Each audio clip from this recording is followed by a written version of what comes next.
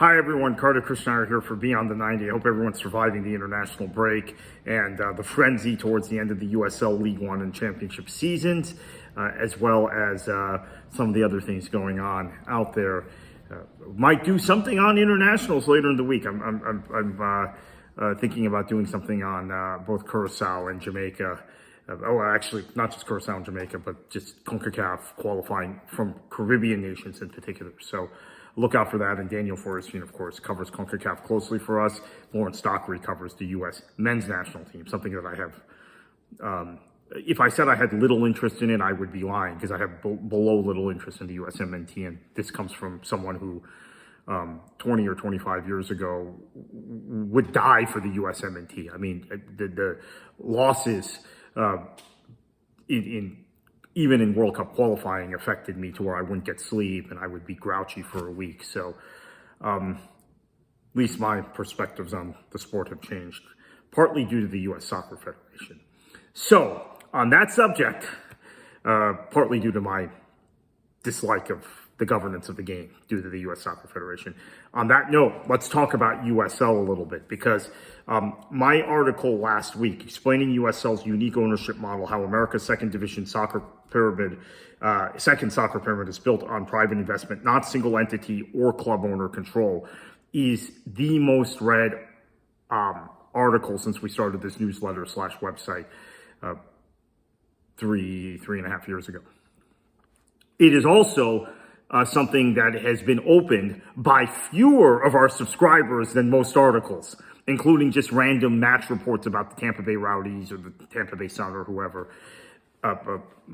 Memphis Tigers, women's soccer. So those of you who subscribe to the Beyond the 90 don't seem to have that much interest in this specific topic, because comments are limited to paid subscribers. We have a total of 2 comments. However, I can tell you it is the most read thing we have written since this site began.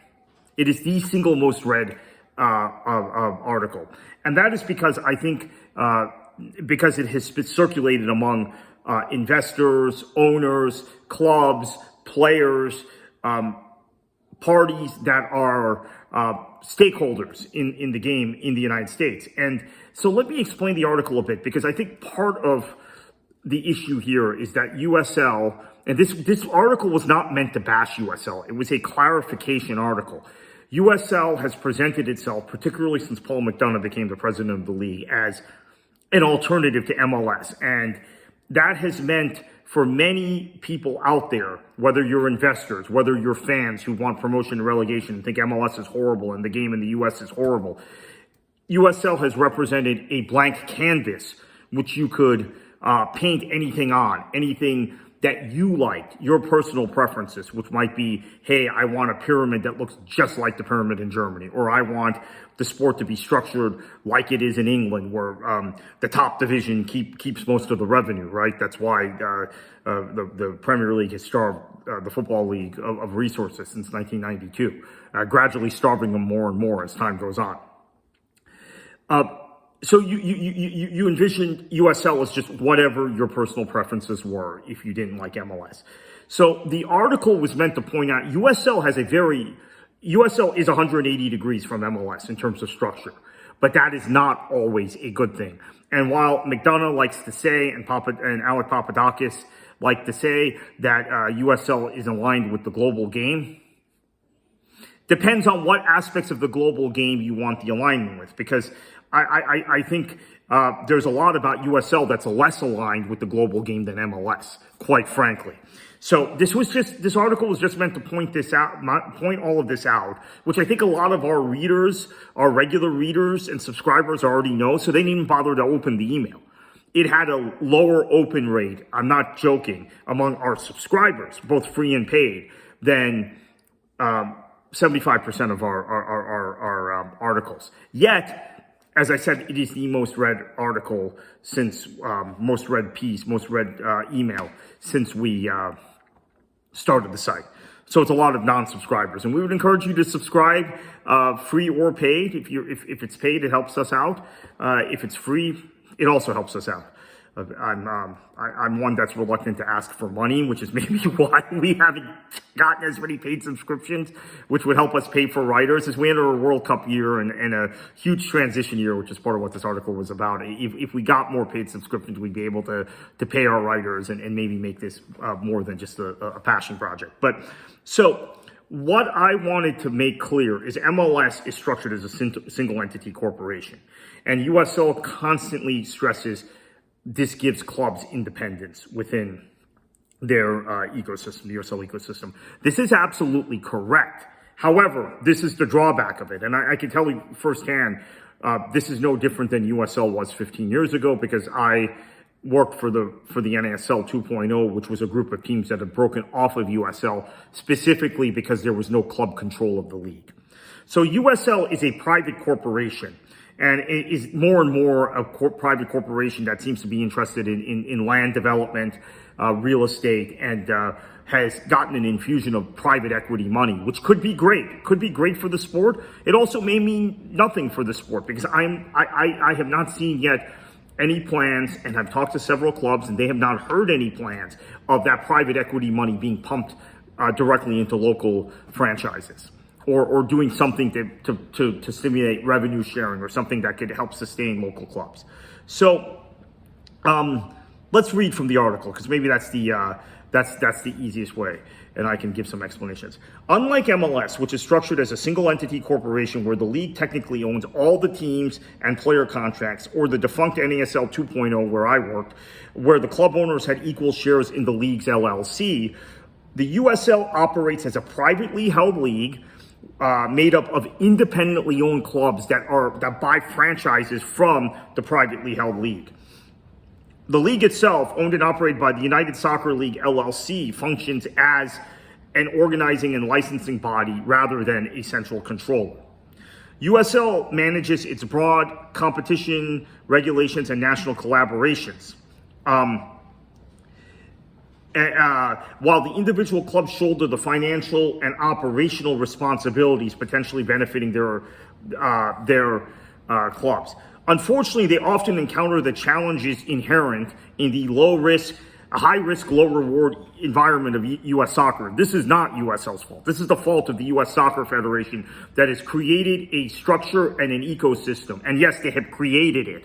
Okay, you can say now it's too baked in to tear apart and start over. I agree with that. I'm not like the radicals out there who say, "Oh, we must blow up everything," but this was very much methodically created by the elites at U.S. Soccer, starting in the late 1980s and throughout the 1990s, the structure we encounter now. And it was meant to maximize profits. It had business in mind and not the sport in mind. And it did not have the welfare of the players in mind. That's an important thing. That's going to be a theme we're going to continue to flesh out in the next few months.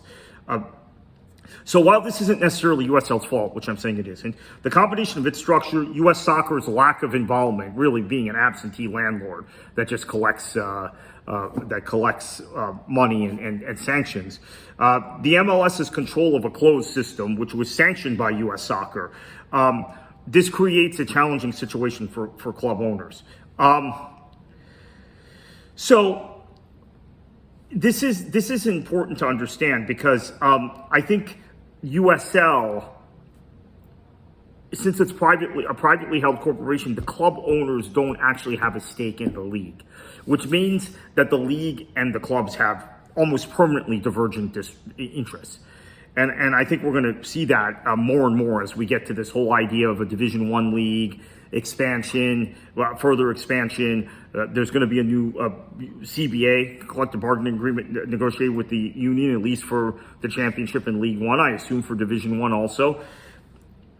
So that is that is critical. Let me see, what are some of the other things that I got pinged about by various people here.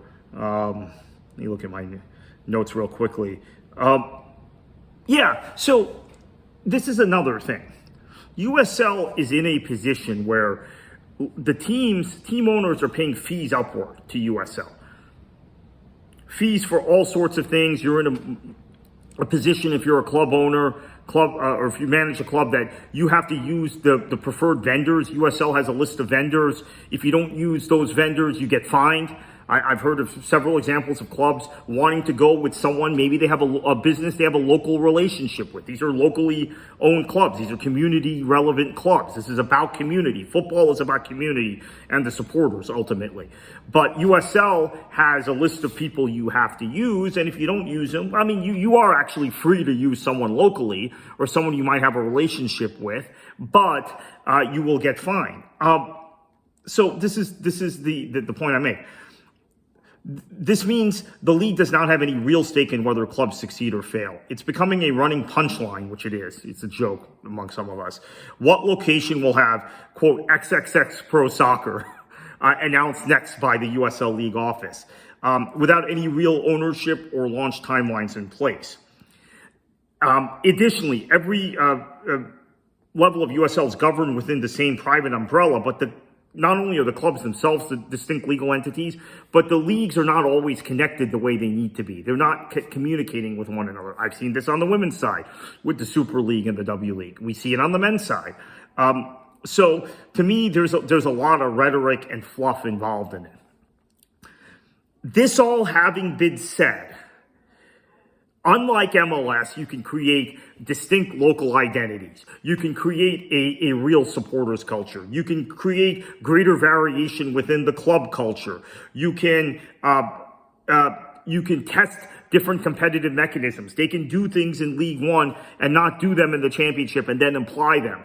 The USL Cup has been a great competition over the 2 years, right? That's something that I think benefits the clubs and benefits local interests. Unlike the sort of schemes that MLS through Soccer United marketing have come up through the years, Superliga, Interliga, Pan-Pacific Championship. Half of these things, many of you probably don't even remember. And then obviously more recently, the Leagues Cup, because they're always looking to squeeze money, create competitions that don't do anything organically, but squeeze money out of the sport. USL, with the USL Cup specifically, I think has created a competition that is about sport and really creates something unique and special. I've really enjoyed the USL Cup. My understanding is that Jägermeister may not continue as a sponsor, so let's just call it the USL Cup for now. USL Cup for the next, I've really enjoyed it the last 2 seasons. I'm going to enjoy it in the future. But here's the key point I want to make. USL does not function like the rest of the world's leagues, which are linked into a single national ecosystem. USL has a championship, League One, League Two, on the women's side, Super League, W League, but they're not actually linked the way other leagues are linked. And the club owners don't have any stake in the operation or operational stuff or in the profits and losses of the league. Now, all of this having been said, if you have to say, oh, would you rather have the MLS model or would you rather have the USL model? Personally, I'd rather have the USL model, but I wanted to stress it is not. USL has kind of been all things to all people rhetorically that don't like MLS. And I wanted to point out it's not that. And part of the reason I pointed this out is conversations with individual clubs who are saying there are immense pressures on us and it's very difficult from a business standpoint to be successful in this sort of landscape. Obviously, USL is helpful at times. They're helpful on the real estate side, getting land for training grounds, getting land for eventual stadium build-outs. And we know about the recent stadium announcements. We know how well Boise's doing. We know the recent stadium announcements, Detroit, Homestead, Florida, Pittsburgh's expansion. These are all worthy projects. There's also the anti-competitive behavior at times of MLS. What's happening in Dallas, we haven't talked about it on Beyond the 90. What's happening in Dallas is, I think, a competitive response from MLS and FC Dallas, who have control over, have the ability to influence local politicians and local leaders in government in that area. I've seen that in other markets too, where USL or someone else has wanted to do something in terms of this sport, and MLS has put the squeeze on them. So I'm not I'm not saying that altruism doesn't guide these decisions. Let's just keep that in mind. But I am not saying somehow you would rather hitch your wagon to MLS. They play dirty. I don't think that they have the best interest of the sport at heart at all, which is why the U.S. is in the position it's in terms of competitiveness in this sport on the men's side. But there's a lot about USL that probably needs to improve and needs to be fixed structurally. And fixing the USL structure and making it more robust and making it better for individual club owners and making it better for fans of the game and making it better for the players and the employees is something that I personally am going to be very focused on in the next few years, because USL does have an opportunity. They do have an opportunity to build something better, to build a better mousetrap, to quote Alexi Lawless. But their mousetrap is better than MLS's, but it's not ideal. So that's the point I was trying to make with this article, and I thank you everybody for reading it. Would love your comments. A lot of you have contacted me privately. Those of you who were not paid subscribers who couldn't leave comments, gotten a lot of emails about it and WhatsApp messages. And also would love for you guys to subscribe, free or paid. If it's paid, it helps us out. It helps us. I really want to pay our writers in the future. They're doing this for free. It's a labor of love. And then also, if you subscribe for free, it just increases distribution and width. And also you can subscribe to our podcasts on Spotify or Apple Podcasts or other pod services. We have the Florida Soccer Report, and we have the Beyond the 90 podcast. You can subscribe to both of those. Thank you very much.